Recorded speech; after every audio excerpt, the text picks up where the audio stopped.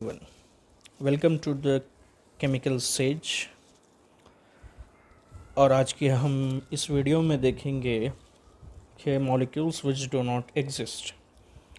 क्या ऐसे बहुत सारे मॉलिक्यूल्स रहते हैं जो एग्जिस्ट नहीं करते और हमारे एग्ज़ाम्स में भी आ जाते, कॉम्पिटिटिव एग्ज़ाम्स में, जैसे कि नीट एंड जेई। तो हम देखेंगे कि कौन से मॉलिक्यूल्स हैं जो एग्जिस्ट नहीं करते, और मैं पूरी कोशिश करूँगा कि मैक्सिमम आपका इस वीडियो के ज़रिए वो मॉलिक्यूल्स कवर हो जाए और एक जगह आपके पास वो इकट्ठा हो जाए। तो चलिए स्टार्ट करते हैं। तो non existence of molecule can be mainly explained on the basis of, ये मैं थोड़े क्लासिफिकेशन करा इसका, तो इसको हम एक्सप्लेन कर सकते हैं ऑन द बेसिस ऑफ। क्या क्या बेसिस है? पहला जो बेसिस हम बनाएंगे वो बेसिस है नॉन अवेलेबिलिटी। साथ में नोट्स आप भी बनाइए। नॉन अवेलेबिलिटी किसकी non availability? Non availability of vacant orbitals. क्या वैकेंट ऑर्बिटल ही नहीं है बॉन्ड बनाने के लिए, तो इस वजह से भी कोई मॉलिक्यूल एग्जिस्ट नहीं कर सकता। दूसरा जो इम्पोर्टेंट रीज़न है स्टेरिक क्राउडिंग। स्टेरिक का मतलब रहता है 3D, मतलब 3D में मॉलिक्यूल्स एक दूसरे के करीब आ जा रहे हैं, पास आ जा रहे हैं, जिसकी वजह से रिपल्शन हो रहा। तीसरा और एक एक्सप्लेनेशन हम ले सकते हैं valence bond theory. Valence bond theory के ज़रिए भी हम थोड़े मॉलिक्यूल्स का नॉन एग्जिस्टेंस समझा सकते हैं। और जो सब में चौथा इम्पोर्टेंट है, जो बहुत प्रोन रहता, जो है डी ऑर्बिटल कॉन्ट्रैक्शन। तो ये 4 कंसेप्ट है जिनके ज़रिए हम नॉन एग्जिस्टेंस ऑफ मॉलिक्यूल बता सकते हैं। एक और चीज़ भी है MOT, लेकिन वो मैं यहाँ पे कवर नहीं कर रहा हूँ क्योंकि आपको मालूम रहना चाहिए MOT में जिनका बॉन्ड ऑर्डर 0 आता वो एग्जिस्ट करेंगे भी नहीं। तो ये MOT वाला पार्ट हम यहाँ पर नहीं ले रहे। हम फिल वक्त ये 4 पार्ट्स को लेंगे, तो हम सबकी एक सब हेडिंग डालेंगे और उनके एग्जाम्पल्स देखेंगे। चलिए, तो जो सब में पहला हमारा पास नॉन एग्जिस्टेंस को समझाने वाली चीज़ है वो है, क्या है वो? Non availability. किसकी non availability? Non availability of vacant orbitals, ये वाला टॉपिक है। ओके, तो अब इसमें मैं पहला जो एग्जांपल ले रहा हूँ आपके सामने, जो पहली है जो हमारे को देखना है, जैसे कि लैक ऑफ 2D ऑर्बिटल्स। कि कोई मॉलिक्यूल है उसके पास 2D ऑर्बिटल ही नहीं है, तो वो मॉलिक्यूल एग्जिस्ट नहीं कर सकता। जैसे कि फॉर एग्जांपल मैं आपको 3-4 एग्जांपल्स दूंगा।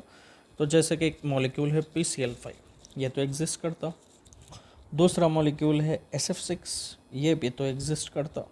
और एक मॉलिक्यूल लेंगे SF4, ये भी तो एग्जिस्ट कर रहा ही। और एक हम मॉलिक्यूल लेंगे ClF3, ये भी तो क्या कर रहा है? एग्जिस्ट कर रहा। लेकिन जब मैं इनके काउंटर में एग्जांपल्स लूँगा, जैसे इनके काउंटर में एग्जांपल्स लूँगा, क्या एग्जांपल्स लूँगा? गौर से देखिए, molecules which do not exist में ये मॉलिक्यूल्स तो एग्जिस्ट करने वाले हैं, लेकिन अब मैं वो एग्जांपल्स ले रहा हूँ जो डज नॉट एग्जिस्ट। जैसे कि नाइट्रोजन, इसके नीचे रहता है फॉस्फोरस, लेकिन अगर मैं यहाँ पे PCl5 की तरह NCl5 बना दूँ तो ये एग्जिस्ट नहीं करता। NCl5 एग्जिस्ट नहीं करता। और कौन एग्जिस्ट नहीं करता? SF6 की तरह OF6 एग्जिस्ट नहीं करता। और कौन एग्जिस्ट नहीं करता? OF4 एग्जिस्ट नहीं करता। और कौन एग्जिस्ट नहीं करता? FCl3 एग्जिस्ट नहीं करता। अब जैसे मिसाल के तौर पे फॉर एग्जांपल नाइट्रोजन क्यों एग्जिस्ट नहीं कर रहा? क्यों एग्जिस्ट नहीं कर रहा? क्योंकि नाइट्रोजन के पास 2s है और 2p है, 2d नहीं है। तो ये मैक्स टू मैक्स 4 बॉन्ड बना सकता, 2D ऑर्बिटल है ही नहीं इसके पास, तो ये 5वां बॉन्ड बना ही नहीं सकता। तो आपको इन सब में एक कॉमन पॉइंट है, ये सब लैक कर रही। किसको लैक कर रही? 2D ऑर्बिटल को। तो ये 2D ऑर्बिटल नहीं है, इसीलिए ये लोग बना नहीं सक रहे। और 2D ऑर्बिटल एग्जिस्ट भी नहीं कर सकता, क्योंकि जब 2D ऑर्बिटल एग्जिस्ट कराने पर लाएंगे आप, तो n=2 हो जाता और l=2 हो जाता, जो कि पॉसिबल नहीं है, क्योंकि n हमेशा ग्रेटर रहना है किससे? l से।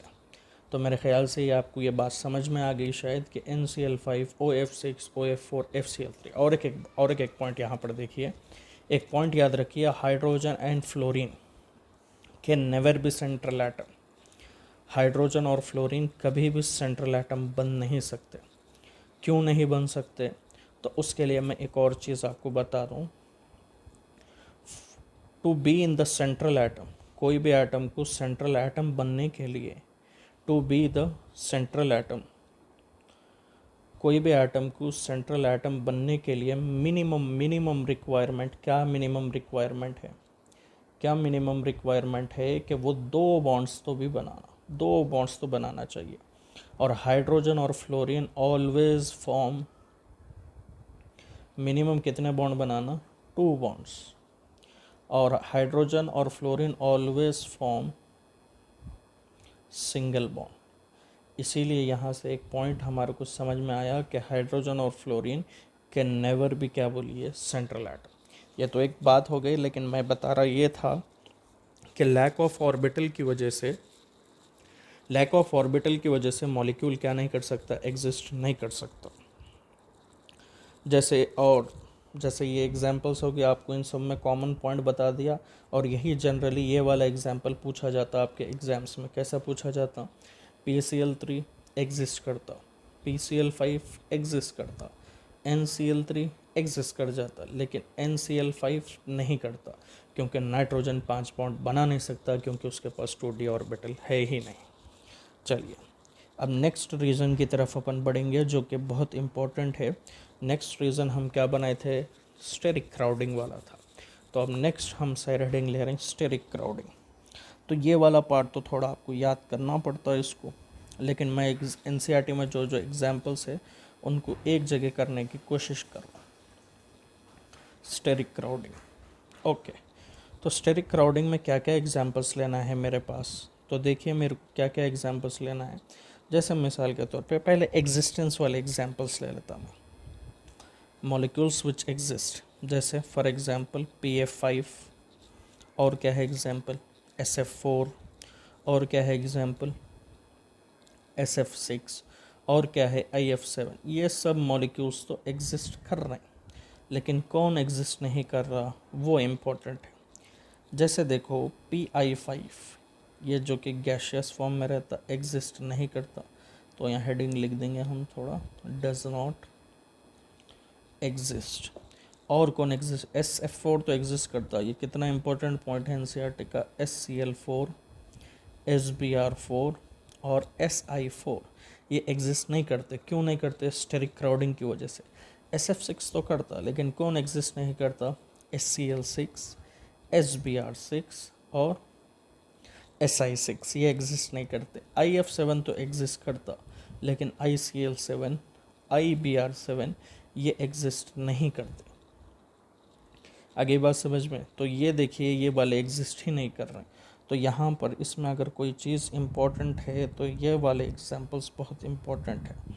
कौन से? SF4 में SF4 एग्जिस्ट करता, लेकिन कौन एग्जिस्ट नहीं करता? बोलिए आपका SCl4, SBr4, SI4 ये एग्जिस्ट नहीं करता।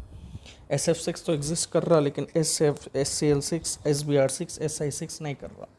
अब आपको एक बात यहाँ पर समझने की ये चाहिए कि ये जो जनरली फ्लोरीन है ना, फ्लोरीन का साइज़ छोटा रहता, तो इसमें स्टेरिक क्राउडिंग नहीं लगती। लेकिन जैसे जैसे आप डाउन द ग्रुप जाते रहते, फ्लोरीन से बड़ा क्लोरीन, क्लोरीन से बड़ा आयोडीन रहता, तो यहाँ से डाउन द ग्रुप जाने पे साइज़ बढ़ते रहता, इसीलिए यहाँ पर स्टेरिक रिपल्शन लगने की प्रोबेबिलिटी बढ़ जाती रहती। तो ये वाले दो पॉइंट्स बहुत इंपॉर्टेंट है। SF4, SF6 ये दोनों एग्जिस्ट कर जाते हैं, लेकिन SCl4, SBr4, SI4 ये वाली चीज़ एग्जिस्ट करने वाली नहीं है। तो ये जो दूसरा हमारा एक्सप्लेनेशन हो गया, ये हो गया स्टेरिक क्राउडिंग पे। तो पहले हम लैक ऑफ डी ऑर्बिटल की वजह से मॉलिक्यूल का एग्जिस्ट ना करना देख लिए, दूसरा हम देख लिए स्टेरिक क्राउडिंग की वजह से। अब तीसरी चीज़ हम देखेंगे कि क्यों एग्जिस्ट नहीं करता। तीसरी चीज़ हम देख रहे हैं VBT के बेसिस पे। तो VBT के बेसिस पे मैं कैसे एक्सप्लेनेशन कर रहा हूँ, अब ज़रा गौर से देखिए क्या मैं एक्सप्लेन करना चाह रहा हूँ। देखिए, जैसा मिसाल के तौर पे मैं एक एग्जांपल लेना चाह रहा हूँ। क्या एग्जांपल लेना चाह रहा हूँ आपके सामने? पहले एग्जिस्टेंस का एग्जांपल लेना चाह रहा हूँ। क्या है एग्जिस्टेंस का एग्जांपल मेरे पास? PF5। ये तो एग्जिस्ट कर रहा, और कौन एग्जिस्ट कर रहा बोलिए, SF4, ये भी तो क्या कर रहा है, एग्जिस्ट कर रहा।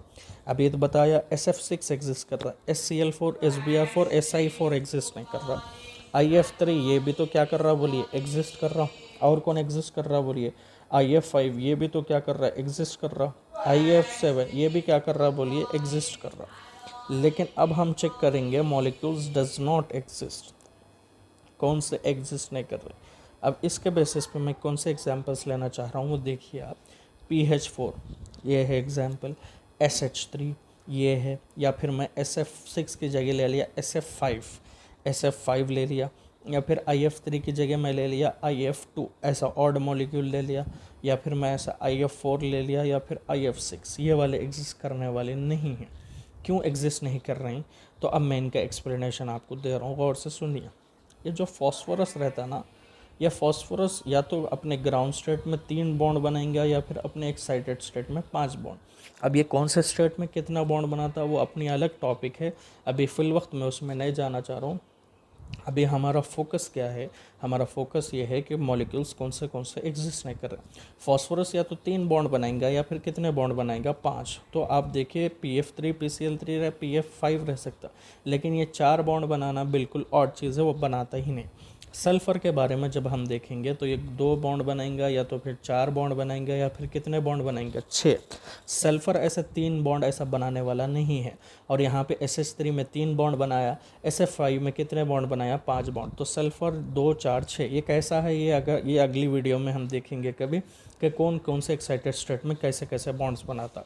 और रही बात किसकी बोलिए, क्लोरीन, ब्रोमीन और आयोडीन की, ये कैसे कैसे बॉन्ड बनाते हैं। 1 बॉन्ड बनाते, और कितने बॉन्ड बनाते बोलिए, 3 बॉन्ड बनाते, और कितना बॉन्ड बनाता बोलिए, 5, और कितना बॉन्ड बनाता बोलो, 7। तो ऐसा ये नंबर्स में चलता। तो ये क्लोरीन, ब्रोमीन, आयोडीन ना 2 बॉन्ड बना सकते, मतलब 2 बॉन्ड, 4 बॉन्ड, 6 ऐसा नहीं बना सकते। या तो ये 1 बॉन्ड बनेंगे, या फिर 3 बॉन्ड बनेंगे, या 5 बॉन्ड बनेंगे, या फिर कितने बॉन्ड बनेंगे बोलिए, 7 बॉन्ड बनाएंगे। तो ऐसे पैटर्न, इसकी वजह से ये वाले मॉलिक्यूल्स एग्जिस्ट नहीं कर पाएंगे। मेरे ख्याल से ये वाली लिस्ट भी आपके पास आ गई। ओके चलिए, नेक्स्ट जो इम्पोर्टेंट है ना, वो है हमारे पास जो एक्सप्लेनेशन आता है हमारे पास, किसका बोलिए, डी ऑर्बिटल कॉन्ट्रैक्शन। इसको थोड़ा अच्छे से समझिए। डी ऑर्बिटल कॉन्ट्रैक्शन,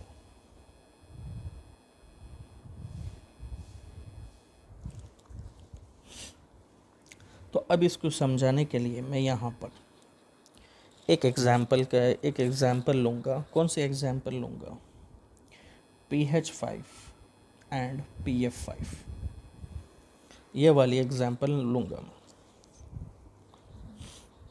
तो अब ये एग्जाम्पल लेके मैं आपको कैसे समझाना चाह रहा हूँ, ज़रा देखिए।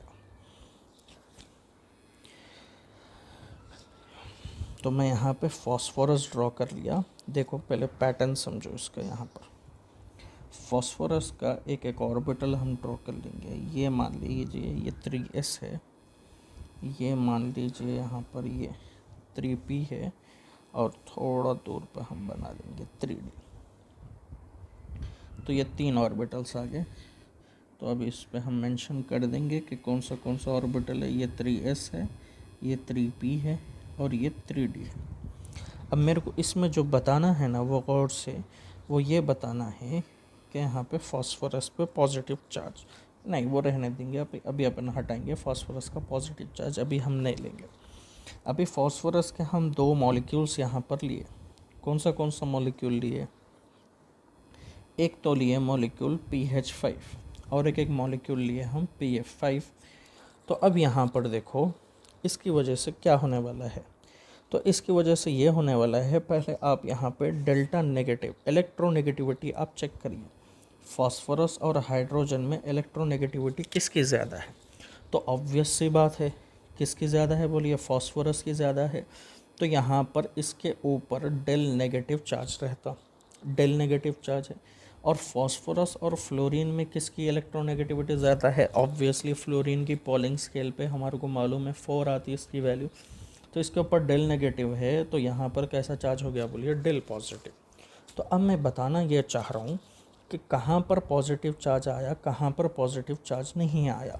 तो बोलो यहाँ पर फॉस्फोरस पे पॉजिटिव चार्ज नहीं आया, नेगेटिव चार्ज आया, तो इसकी वजह से क्या हुआ, ये ऐसा कुछ बन गया। ये 3s है, ये 3p है और ये 3d है।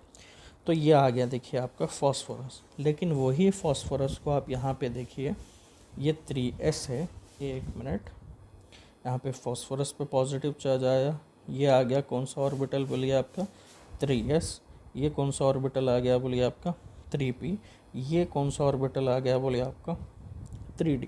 तो देखो यहाँ पे क्या हुआ, 3d ऑर्बिटल करीब आ गया, पास में आ गया। क्यों पास में आया, क्योंकि फॉस्फोरस पे पॉजिटिव चार्ज बढ़ा।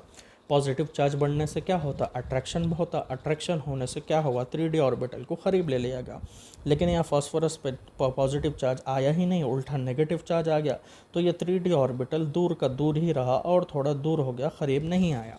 तो इससे सीखने वाली चीज़ ये मिल रही कि अगर सराउंडिंग वाला एटम मोर इलेक्ट्रोनेगेटिव है तो सेंट्रल एटम पे पॉजिटिव चार्ज आ गया, जिसकी वजह से डी ऑर्बिटल करीब आ गया। तो इससे हो रहा क्या, मैं बता रहा था, D orbital contraction, D orbital करीब में आ गया, कॉन्ट्रैक्ट हो गया। इससे होता क्या, तो अब इससे होने वाली चीज़ क्या है, एक जो इम्पोर्टेंट चीज़ होने वाली है वो हम पढ़ेंगे, वो हम जो समझते हाइब्रिडाइजेशन। क्या है हाइब्रिडाइजेशन का मतलब, क्या है हाइब्रिडाइजेशन का मतलब, mixing of atomic orbitals. Mixing of कौन सा orbitals, atomic orbitals. Atomic orbitals की मिक्सिंग होती, कैसे ऑर्बिटल्स की मिक्सिंग होती, कौन से बोले वो ऑर्बिटल्स मिक्स हो जाते, क्या नहीं, क्या रहना वो नियरली सेम एनर्जी। नियरली कैसे एनर्जी के रहना, सेम एनर्जी के रहना और पास पास रहना। तो अब ये ऑर्बिटल दूर है और इसकी एनर्जी ज़्यादा है, तो ये इसमें मिक्स ही नहीं हो सकता 3s और 3p के साथ। लेकिन ये ऑर्बिटल पास में आ गया। क्यों पास में आया, क्योंकि इस पे पॉजिटिव चार्ज आया। तो अब बोलो क्या ये डी ऑर्बिटल हाइब्रिडाइजेशन में मिक्सिंग में पार्ट ले सकता, नहीं ले सकता, बिल्कुल ले सकता। तो बोलो ये डी ऑर्बिटल मिक्सिंग में पार्ट कब लेंगा, जब ये पास में आएगा। और ये पास में कब आएगा, जब इस पे पॉजिटिव चार्ज आएगा। इस पे पॉजिटिव चार्ज कब आएगा, सराउंडिंग में कैसा एटम आना बोलिए, अच्छा मोर इलेक्ट्रोनेगेटिव एटम आना। तो उस वजह से यहाँ पर डी ऑर्बिटल, अब बोलो जब डी ऑर्बिटल हाइब्रिडाइजेशन में पार्ट ले लिया, तो अब यहाँ पर हम चेक करेंगे, जैसा मिसाल के तौर पे pf5, अगर जब हम इसका हाइब्रिडाइजेशन निकालेंगे sp3d, तो बोलो मेरे को sp3d हाइब्रिडाइजेशन आएगा, तो यहाँ पे इस हाइब्रिडाइजेशन में डी ऑर्बिटल का रिक्वायरमेंट है। क्या pf5 में डी ऑर्बिटल, क्या pf5 के फॉस्फोरस में डी ऑर्बिटल हाइब्रिडाइजेशन में पार्ट ले सकता, क्या बिल्कुल ले सकता। pH5 का भी अगर हम हाइपोथेटिकल चेक करने बैठ गए तो sp3d आता हाइब्रिडाइजेशन। क्या फॉस्फोरस का डी ऑर्बिटल हाइब्रिडाइजेशन में पार्ट ले सकता, क्या नहीं ले सकता। क्यों नहीं ले सकता, क्योंकि हाइड्रोजन लेस इलेक्ट्रोनेगेटिव एटम है, तो जिसकी वजह से फॉस्फोरस पे नेगेटिव चार्ज आ गया। फॉस्फोरस पे नेगेटिव चार्ज आने से ये डी ऑर्बिटल दूर हो गया, डी ऑर्बिटल दूर हो गया, जिसकी वजह से ये मिक्सिंग में पार्ट नहीं ले रहा। तो खुलासा क्या है, इन ए नट शेल अगर हम समरी के तौर पे बताना चाहे कि डी ऑर्बिटल के पार्टिसिपेट करने के लिए वहाँ पर जो सेंट्रल एटम रहता ना, उस पर पॉजिटिव चार्ज आना, तभी डी ऑर्बिटल पास में आता और उसकी वजह से क्या हो सकती बोलिए, मिक्सिंग में पार्ट ले सकता डी ऑर्बिटल। और सेंट्रल एटम पे पॉजिटिव चार्ज आना मतलब सराउंडिंग एटम मोर इलेक्ट्रोनेगेटिव होना चाहिए। जब आपको इतना डी ऑर्बिटल कॉन्ट्रैक्शन ये समझ में आ गया, तो अब मैं यहाँ पर उसके एग्जाम्पल्स लूँगा जो कि सब में इम्पॉर्टेंट है। एग्जाम्पल्स क्या है, एग्जाम्पल्स जनरली हाइड्रोजन वाले ही एग्जाम्पल्स रहते और वही लिख रहा हूँ मैं यहाँ पर। देखिए, तो हेडिंग बनाऊँगा मैं मॉलिक्यूल्स विच एग्जिस्ट। तो एग्जिस्टेंस में जल्दी जल्दी लिखेंगे अपन एग्जाम्पल्स।